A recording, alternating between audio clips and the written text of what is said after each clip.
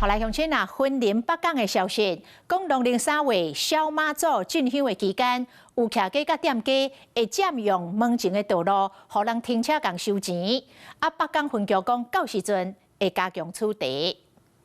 北港朝天宮若到舊曆3月，攏會請真濟香客來拜拜，周邊就有停車的需求。附近有的居民也是店家會佔用門口的道路來提供停車，甚至用買金紙的名義，甲民眾收停車費。停車攏愛買金紙？不會停啦，迄位嘛無買啦。讓你免費停車啊！你停了之後，會跟你說要你買金紙。北港分局指出，這款的行為唔會造成廟附近的交通危險，嘛會影響到觀光品質。分局會加強巡查，若是違法佔用道路來停車，依法會開單1500塊以上3000塊以下的罰款。週6日上午8點到下午6點。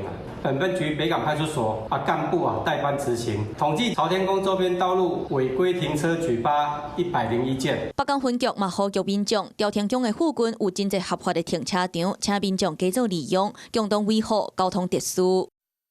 Hello， 我是雷亞，想要搶先先掌握最及時的新聞資訊嗎？趕快訂閱、按讚、開啟小鈴鐺，鎖定華視新聞 YouTube 頻道。